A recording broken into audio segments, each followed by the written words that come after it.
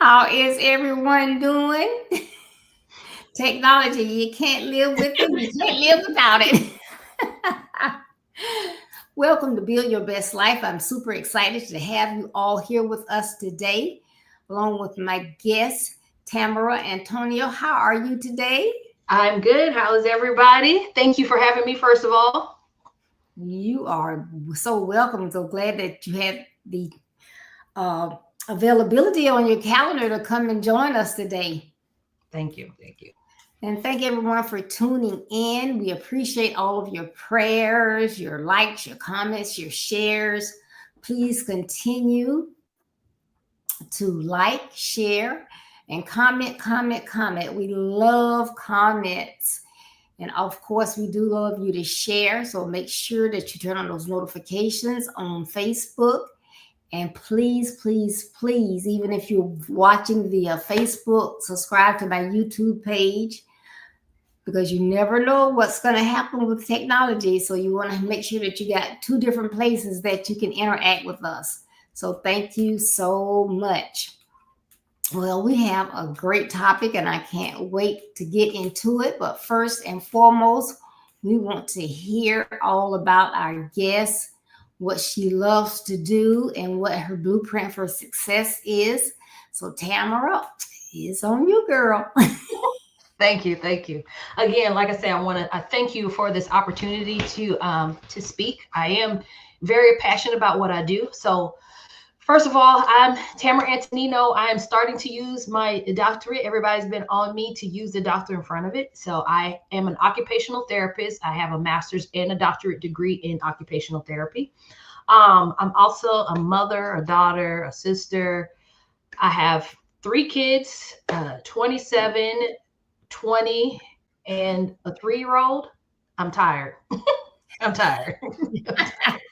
So, like I say, I have a 3-year-old. I'm also a caregiver. So I have 3 parents, my mother-in-law and my biological parents, that I help assist with their care. Also an entrepreneur, hence my comfort zone. That is my company. And so developing this and being in occupational therapy has opened my eyes to a lot of stuff of what's missing for caregivers, as well. Some of this stuff I discovered while I was practicing in just traditional OT. And then as I'm creating this and being a caregiver to my parents, I am seeing some other stuff. So hence I have started my comfort zone to help get people to get that life balance and get it together, so that they can continue for the longevity of the role of being a caregiver. Oh, all of that is amazing. And believe me, I've heard people and I've seen a lot of illnesses going along, especially couples my age, whatever. So I can't wait to get into this conversation. And so today we're going to be talking about the Energizer Bunny. And I think you all know him. He's so cute and pink. He plays the little drum. And we know that if we see that little Energizer Bunny, all we know about is power, power, and more power. And he just keeps going and going and going. But guess what? Who doesn't love resilience, long endurance, and a lot of going power? Well, many move through life 24/7, not stopping to rest, not stopping to get that self care. We just think that we can just keep going and we don't think about us. We think about our loved ones. We want to make sure that they are taken care of. We're doing everything that we can for those kids that are in school, our spouses, our older children, our neighbors, our aging parents, just everybody. Except us. Yes, we don't think about ourselves. So, depending on your age, guess what? You may find yourself taking care of multiple generations. So, just think about it. You can be taking care of your great grand, your grand, your children, your spouse, and your parents. And Well, trying to work. huh? Yeah, you got to work, and then you trying to go to the do some kind of it might be in an organization or doing something like that. So you got a lot of things going too. You trying to keep up with the kids' activities. You just all over the place. You go to church. They want you on this committee and that committee, and you just doing it all. You don't ever say no. Just going, going, going, going, going. Yes. I get tired talking about it. Yeah. It was an exhausting sentence. Like, you think about, man, but that's really some people's life. And really, like, that's not, as you talk about the Energizer Bunny, like they show the commercials, bang, bang, bang. They don't show the part where even the Energizer Bunny has to get their batteries changed. They have to get their batteries changed at some point. So with that, that's the self-care. I mean, we're not robots like that is, but that's the self-care. His self-care is changing those batteries out. Self-care is helps you rejuvenate so you can get that energy going again. So I've never thought about how that Energizer Bunny, but I'm going to use that from now on to make it relatable. I like that. I love it. You're right. So, Tamara, what has been, I guess, your number one revelation with all the people who are multitasking, moving, shaking, getting things done? What revelation did that, resonate with you? So, as we are moving and shaking and grooving, so I see it in myself. I see it with a lot of caregivers. And so it's many things, but I think it all comes back to that perfectionism. We are trying to be perfect and we are trying to get it done. So we got to do this over there. We got to do this over there.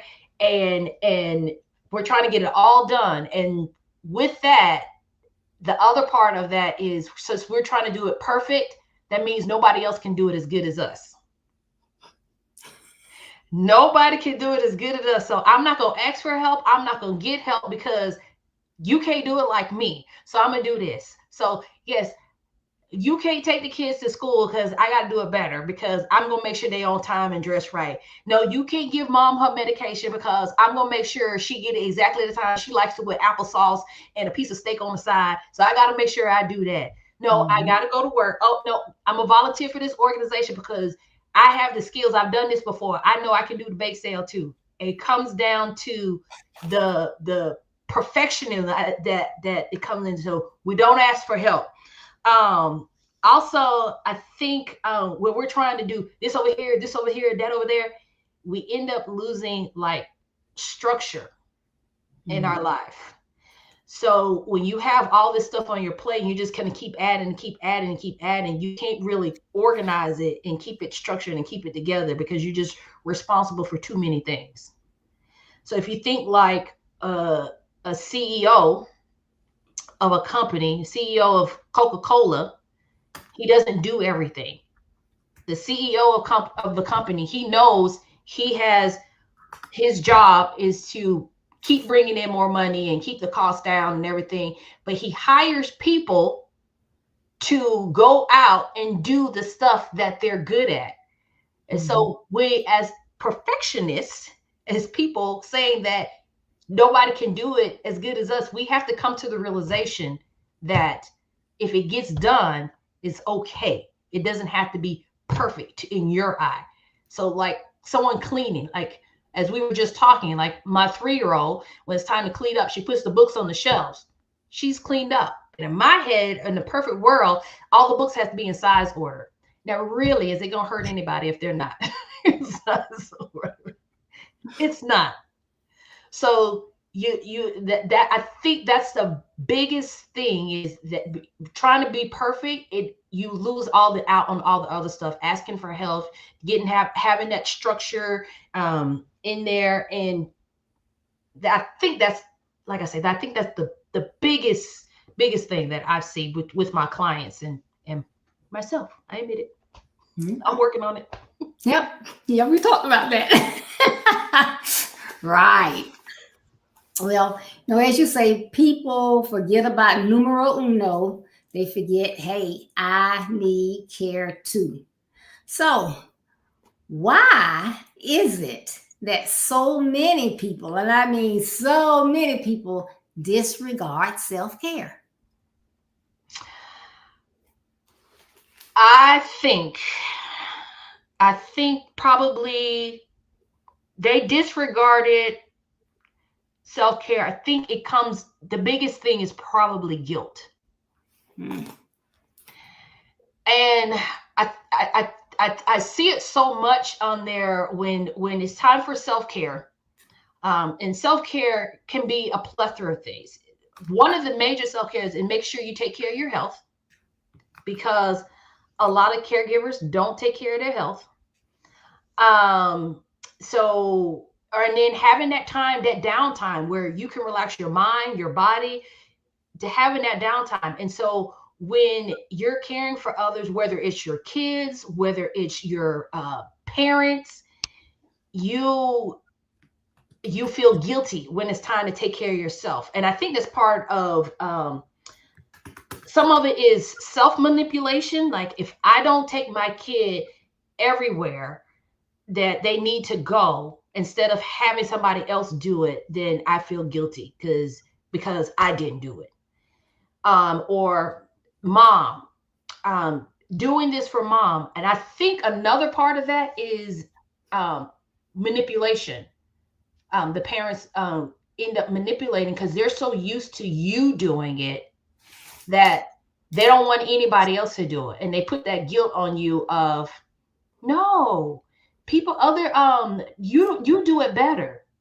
No, nobody else do it. Also within that guilt is, what was I going to say? I've lost my whole train of thought. But anyway, guilt is really kind of the biggest culprit in there. Just you neglect yourself because you have to do everything perfect. Nobody can do it as good as you. And then when you do, sometimes the manipulation comes in from the parent, and you don't want to come out. My mom does it to me. I love my mom. Me and my mom have the greatest relationship, but when it's something she wants me to do, she knows how to manipulate the situation to have me do it and get what she wants out of me. And granted, caring for her is easy because she listens, but it's other stuff. And I think it all comes down to guilt. All comes down to guilt. And then also in the Black community, a lot of times it's the kids are expected to care for their parents. And it's not realistic in the type of caring. Like, it's okay to get help, but a lot of times it's kind of expected. No, you're going to be here. You're going to be in your house. I'm your mother. I raised you. So now it's your turn to take care of me. And I think that comes into play, as well as that unrealistic expectation that you put on yourself or somebody else puts on you, that you're going to do everything. And it doesn't have to be everything. You can hire help and still get it done. And it's you hire somebody, they're supposed to do it the way you wanted to do it. So I think guilt. All right. Thank you for that. And I see a lot of you are on here. Peggy, Shonda, Yvonne, Dan, Deacon Holmes. Thank you all for tuning in. I would love, love, love to see your why. You know, when I ask that question, why do so many disregard self-care? We would love to see your comments about that. Why do so many people disregard their self-care? So put that in the comments for us. We will greatly appreciate it. And think about any questions that you may have for Tamara. She is great at what she does. She's passionate about it. I think we spent like an hour and a half, 2 hours together last month talking. And she is so passionate about, yes, you have to step up and do some things, but you also have to remember you got to take care of yourself, because if you don't and something happens to you, then what? And I think that's another thing that people often forget, So I know I'm doing this and I can do it, and I can do it better than anybody else, and I'm perfect, and I'm an Energizer Bunny, and I'm going to go and I'm going to do. But what if God shuts you down? Yeah. I have seen it so many times. So before I started this business, I worked in the hospital.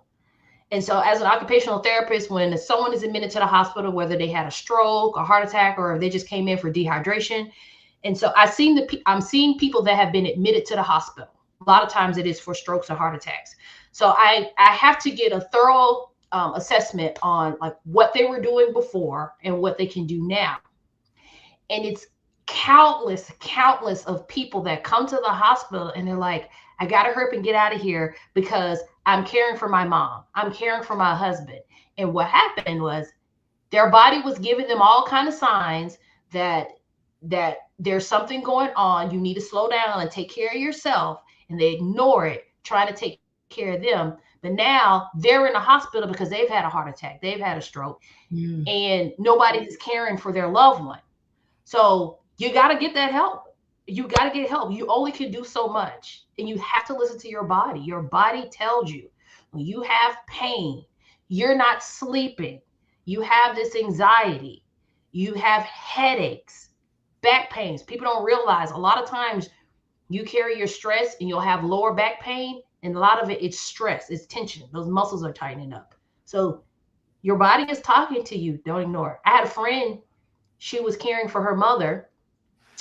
And what happened, she cared for her father. Her father passed away. So her mother is now a widower. And she just was like, I think between the depression and just failing, she didn't take care of herself. So then she ends up with Alzheimer's. So she's now taking care of her mom. And she ended up having a stroke. And so kind of in her family, she was the only girl. And so she was kind of the one they expected to take care of her mom. And that's what she did. And she was doing everything, trying to work. She had kids. Her kids were older, but still, even with older kids, you still want to be there for your kids. Right. And she ended up having a stroke. And she was like, no, I'm not having a stroke. Still in disbelief. Like, nobody is above having a stroke, having a heart attack if you don't take care of yourself. Right. Nobody's above it. Like, it can happen. You got to take care of yourself. Okay. That's great information. Thank you. All right. Hi, Tanya. What are the outcomes of people who don't take care of themselves? So, you're stressing, you got to take care of yourself. But what are some of those outcomes?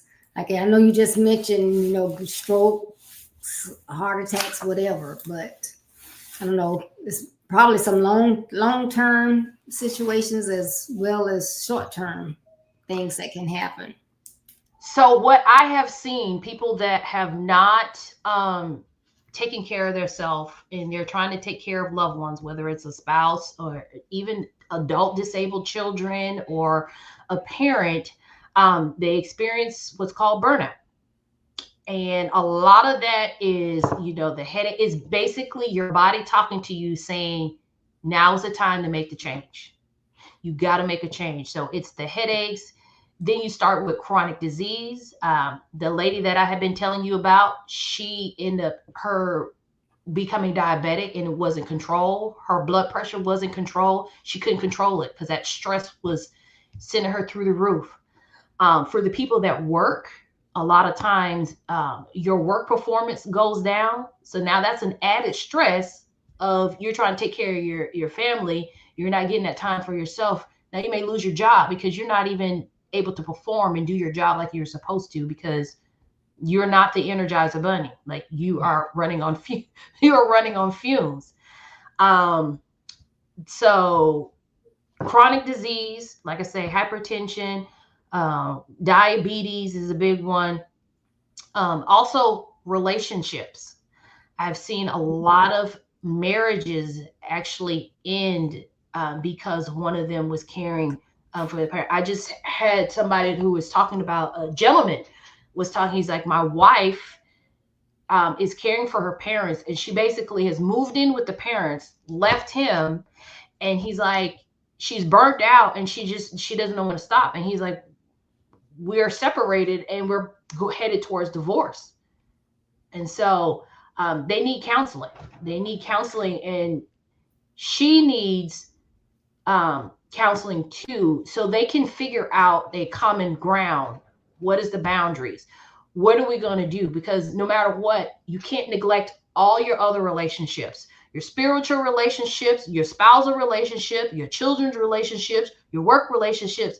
All of those have to be worked on as you're still caring for your parent or whoever you're caring for, even if it's a spouse. Like you still have to have all of that in place that you got to work on.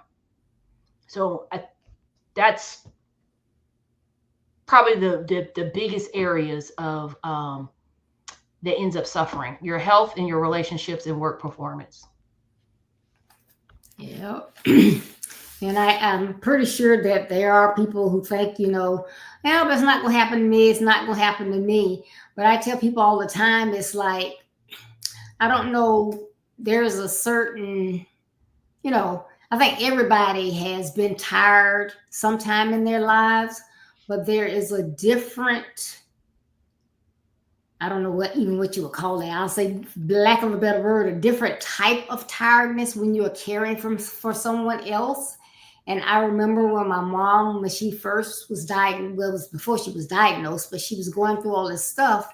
It was her kidneys, but we didn't know that. So it would be like in the middle of the night, we ripping and running. But before then, she had the extreme high blood pressure. So we would be running, running, running.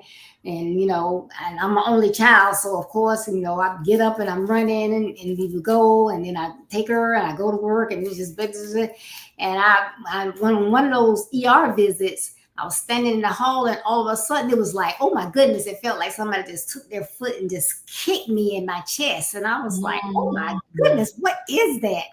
Wow. And they did some tests and they said I had mitral valve prolapse. And I'm like, what? And all the time that I was going through that, that's what they said I had, of course. So when I would go to the dentist, I'd have to take ibuprofen and all this stuff first or some kind of medication. So when my heart wasn't closing like it was supposed to, I wouldn't get infection in my heart. But after my mom, went through a sickness, and it was years, but after she passed and, I guess 2-3 years after that, it was like, you don't have mitral valve prolapse. I'm like, huh?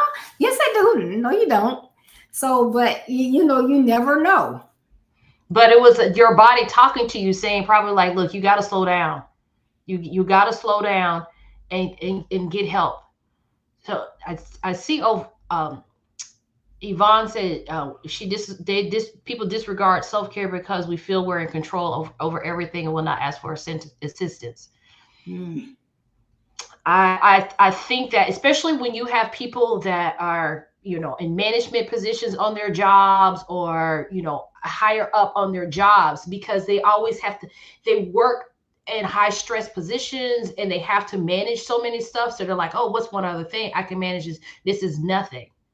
But Mm. you have to, I guarantee you, there's something in there that is going on with their body, and their body is trying to tell them that there's signs like you need to slow down. Like if you're not sleeping, even though that's not a major health thing, if you're not sleeping, or if you're sleeping, one of the other signs is this is that whole another level exhaustion. If you go to sleep at night and you wake up and you're still tired, like drained tired, like you still just ran through the day, like you never closed your eyes, your body Mm. is talking to you. And you can't keep running like that. If you're trying to survive off of coffee, your body's talking to you. That's not what it is. If you're lashing out at people, or a lot of times you don't know it. Like my husband, he gets stressed. Um, so my husband, granted, he's an independent person, but he has PTSD. So that's another thing I have to help manage. And so when he is triggered, I know it before he knows it. And so a lot of times people around you know that you are stressed out. I think that's the simplest way to put it. The people around you know you're stressed. You're like, no, I'm fine. I got this. I got this. I guarantee people that don't want to ask and they feel like they have control of everything. I got this. I got this. It's so common. I got this. I'm all right. Mm. Yep. I got this. And you hear it all the time. I got this. But people are telling you, and you got to listen. If people are telling you, like everybody around you, like you stressed out, you stressed, or they keep asking, "Are you okay? Are you okay?" They're trying Yeah. to subtly say something's going on wrong with you. Like you're not your usual self. And so we have to look at. I think we have to have that serious look. I had that series when when I started creating this thing. So my mom got diagnosed with cancer, and she's in Alabama, and I manage her stuff, and I tell her to come here to Dallas, and I help coordinate all her stuff, and I'm at her appointment so I can hear what they're saying, because sometimes it can be confusing listening to like all the medical terminology when you're not in that profession. And so doing that, and then I had a daughter that was in her senior high school at a top performing art school. So she's all over the place. I'm trying to keep up with her. Had a new baby, and just all of that. And I kept going and kept going. And I'm like, okay, I'm fine. My husband was like, you sure you're okay? And then I knew something was wrong when he was like, I got the laundry. Because I'm like, I got to. He didn't even ask, can you? He's like, I got it. But I didn't ask him.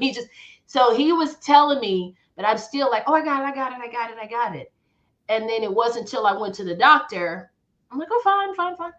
And they did testing, and she's like, oh, you're pre-diabetic. I was like, oh, no, not today.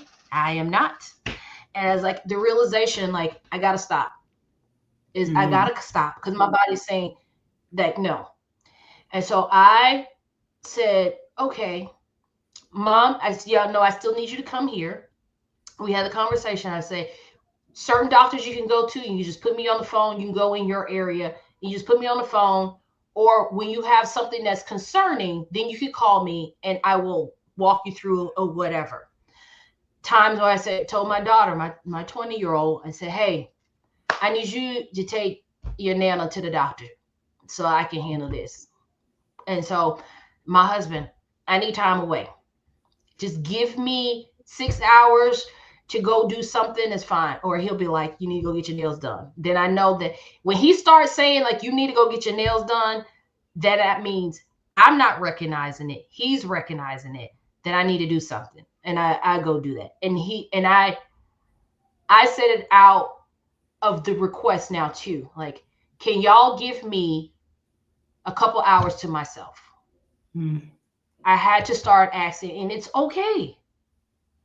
It's okay that my 3-year-old has toys in the middle of the floor right now. So it's Right. it's totally okay. It's okay. But I had to learn that, and I teach people that, and they're like, oh, oh, and like, oh, it's so much easier. I had to tell somebody the other day because their mother um doesn't have any cognitive issues at all. Her mind is very with it, but she wants all of her daughter's attention. And she works from home, and she's exhausted, and she's like, she just wants to talk, and anything I do, my mother, belittles me and puts me down. Yes, it's okay. Yes, Jocelyn, it is okay to breathe. And we have to remember that. Yeah. Um, but her mother, she said, my mother's just mean. She just, anything I do is not good enough for her. And I said, well, every time she complains, because they live together. I said, Okay. every time, so she just can't really escape. So every time she complains, then you need to up and leave, because she's not physically capable. They're just living together, and she's her caregiver, but she's physically capable of managing herself. So when she complains, you up and leave. Give her that time to herself. And eventually, she will realize that I need to stop complaining because she's gonna leave, or you'll start getting some relief because you'll be gone. And then the other thing, she said, well, I can't go right now because it's bad weather. And I said, go in the bathtub, run you some bath water, put some headphones on. If you drink wine, have you a glass of wine and put the headphones on and relax. Force yourself to get away and get that time. Be creative. That's good. So, yeah, so if you have just joined us, you have missed out. You're gonna have to go back and listen to this in its entirety. But this self-care, I know I've been talking about it for a while, but we got an expert on here, and you need to listen. You know that song, listen, y'all need to listen. This is good. This is so good. Thank you so much. Uh, now, I I do haven't seen enjoy any what I questions, but I appreciate y'all comments now. I do appreciate. I mean, and you have to be realistic. Like, it's nobody is perfect, and it's okay to ask for help. And nothing seems crazy. I think another thing is when people are caring for their parents and even their spouse. You're burned out when you're like, I can't stand my mother. I can't stand my father. They Mm. are getting on my nerves. I don't want to be around them. And crazy enough, those are natural reactions when you are burned out. And that means you need to take a break. That means you are at your wits' end. Go for a walk for 10 minutes. Now you're getting exercise, fresh air, and you're getting a break. Great Yep. idea, Jocelyn. Go for that walk for 10 minutes. Get out of the house. That's one of my things I love to do. I'll put my headphones on and my music, and I walk the neighborhood. And I like to walk the neighborhood versus going to the gym treadmill. Like, if you are the gym person, by all means, make sure you put that in your schedule. But I like to do the neighborhood, so when I see neighbors, I can wave hi. Sometimes have a conversation with them, but sometimes Good. you just that's a great thing. 10-minute walk, great for your heart and your mind. Good. Thanks, Jocelyn. All right, Tamara. It's great information. I think you need to come out once a month. Like, have y'all done what y'all supposed to do and took care of yourself? I'm telling you, Yes. some of my clients are like, man, you are like a drill sergeant.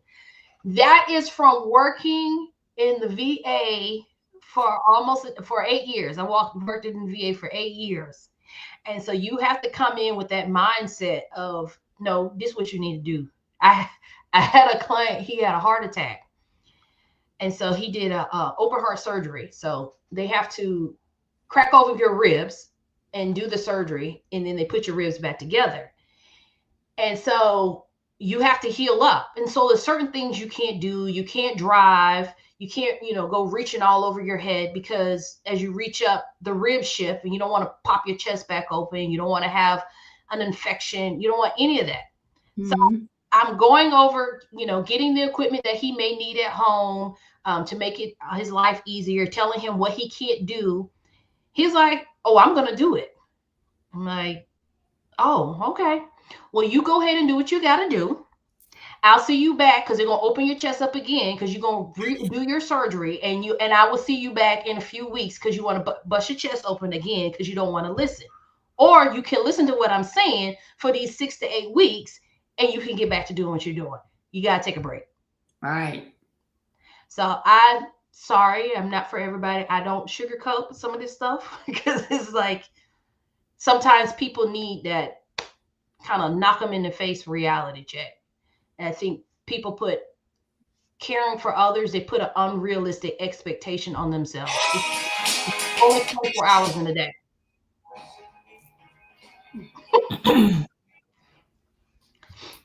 It's only 24 hours in a day, and you're supposed to sleep 8 hours, and you're supposed to work 8 hours. That's 16 hours right there. Mm-hmm. You only got 8 more left. Yep. That's good stuff. All right. Please tell everyone how they can assist others while ensuring they get what is needed to sustain and maintain self-care as they build their best lives. I think what you need to do is have realistic expectations for yourself. So like I said, there's only 24 hours in a day. If you're working, that's 8 hours. And if you are and you're human, so you need to sleep about 8 hours. That's 16 hours out of your day. First thing I tell people to do that go through my program is you need to make a list of all the things you are responsible for. So if you're caring for your parent, I don't mean put it on the list caring for your parent, because there's different levels of caring. So if you are having to organize their medicine, doing that, if you have to bathe them, clean them, then you put that on the list. If you have to do the lawn maintenance and do their house maintenance and their meal prep, a detailed list of everything that you are responsible for, that you are doing. One, that's going to open your eyes to like, man, I'm trying to do a lot of stuff. This is ridiculous. But then from that list, you need to see where you can delegate stuff out to have. So if there's somebody, if you have to clean your mother's house, that's something where you can delegate out and say, hey, I'm going to have somebody from the church come clean the house on Thursdays, or I'm going to hire a housekeeper on Thursdays or whatever. So you need to delegate out what you're going to do, and then readdress the list, and then you can see does this seem more feasible, and then understand what is a priority for you. What if you might not have anybody that can manage the medicine, and that's something that's very important because you don't want your parent to get the wrong medication at the wrong time. So then, okay, well, this is something I have to do. How can I do it so it's easier? Whether you have the pharmacy, do the mail-in order pharmacy where they ship it, and some of them have it where they can put them in little packages where this is the morning medication, this is the afternoon medication. Or you go over there and you get those pill boxes and you put the pills and organize them in there once a month, and have it done so that they can know what pills.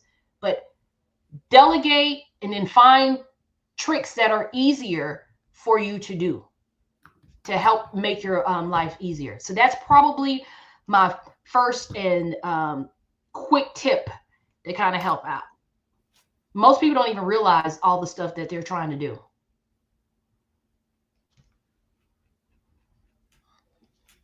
Okay. All right. So we appreciate all the information. And again, I don't think, sometimes you get tired of hearing different little messages, but when I see the number of our young men, as well as everybody else that are suffering from mental health issues, then I don't think that we can hear about self-care enough. What is it that I need to do to take care of me so I can take care of you? Because if I can't take care of you, then who's going to take care of you? So you got to start with yourself. It's just like on the airplane. I always throw this one out there too. It's always like on the airplane. They don't tell you to put the mask on everybody else. They tell you to what? Put the mask on yourself first. Because if you pass out, there's nobody to help everybody else. So if you go and put it on your say your 3-year-old, and then put it on your 90-year-old mom, and then you pass out, and they can't help you. You go. Right, because neither one of them are probably functional enough to help you out, try to lift you up. But the other, I forgot, I'm gonna give one more tip, is treat your self-care like you do your job and going to church. People are not going to miss church, and people are not going to miss their job. So put self-care on that calendar, whether it's once a week, once a month, or like Jocelyn said, a 10-minute walk every day at a certain time. Then you put that on your calendar as something that you don't interrupt. Don't interrupt it with, oh, well, I got to go volunteer over here. No. You won't do your job like that. You won't do going to church like that. So put self-care in your schedule like it's your job or you going to church. All right now. Y'all know I got to go. So you gotta take care of yourself. And that goes for everybody. And I know we're talking about, taking care of others, but that's even if you're not taking care of anybody but yourself. But if, we started out and I was naming things that you're doing, and then Tamara added some other things, you can be doing too many things for one person and you can get burnt out. And you just think you're like the Energizer Bunny. I just keep going and going and going and going and going. I got this on my bucket list, and I'm taking them off, and I'm taking them off, and I'm taking them off. And either you won't be around to check them off, or you're going to be laid up in the hospital or in the bed somewhere. So even though if it's just you got to take care of yourself. I get in trouble all the time because my doctor already told me. So I'm going to blame it on the COVID. But since COVID, I very seldom go out. You need to go out and get some vitamin D. Well, you can start small. Just walk the neighborhood. Start small. Yep. Walk the neighborhood. I'm telling myself. Yeah. You got to listen. Like when that doctor gave me that reality check, I said, no, not today. I knew things. Another thing, you got to find out what triggers your stress. So like I knew when I have too much on my plate, things are not organized, that I knew I go to red hots. These are my red hots. Can we see them? Can we see it? No. Nope. There we go. There we go. These are my red hots. These are my go-to when I'm stressed. I will eat about 3 boxes until I make myself, literally, I am sick. Literally. And that's what was bringing my blood sugar up on top of stress. Stress will give you diabetes, heart attack, stroke, all kind of chronic diseases. And so, one, I put diabetes on here so I don't eat it. These have been sitting here for probably close to a year. But I am no longer pre-diabetic. I am in the normal range because the reality was if I continue to think that I'm going to do it all and ignore what's going on, I was going to be diabetic and have several other problems that go along with chronic diseases. So it's important. Yes. Well, thank you so much. And before we close out, please tell us where people can find you, how they can get in contact with you. And I'm going to put a link in the comments as well, but tell everybody a little bit more in case they missed it in the beginning, where they can contact you. So you can go to my website, mycomfortzoneot.com. So my, as you can see, I'm trying to get out of the thing so you can see. Anyway, it's mycomfortzoneot.com. You can go to my website. Miss Deborah has add a link. And so that's actually a piece of the course that I do offer. And basically you can see a snippet of what the course is in that video. So you can get a tip on how to manage your self-care or try to find that balance while you're trying to work, be a caregiver. And this snippet, this stuff does not have to be just for caregivers. So I'm also on Facebook and Instagram, My Comfort Zone OT. You can follow me there as well. So I will be starting to go live regularly in June to give people tips and stuff to how to fit that self-care in when they don't think it's possible and when they think that they're functioning fine. Awesome. Thank you so much. Well, we have had some great information. I appreciate everyone for tuning in. And as I stated, I'll make sure that she comes back. I will be very happy to come back. If I can get people to take care of themselves by any means, please, especially the Black community. Like you say, we neglect our mental health and we neglect our health. Like we're the highest for diabetes, hypertension, all that. We got to take care of ourselves. Yes. And, you know, you have to, sometimes before you form that habit, you got to get some reinforcement. And so we need to get it in our DNA that this is something that we need to do, is take care of ourselves. Yeah. Please make sure that you tune in Thursday. That is the 17th for Let's Talk About It. I'm going to have Anastasia Smith on with me this week, and we're going to be talking about I Hear You. I hear you. How many of our young people are crying out, trying to tell us things, and we're pretending we're listening? We may look that way, but are we really listening? Are we really hearing what it is that they're trying to say to us? Yeah. Tune in Thursday, 6:30 p.m. Eastern Standard Time. It's 5:30 Central Time. And so we look forward to seeing you on Thursday.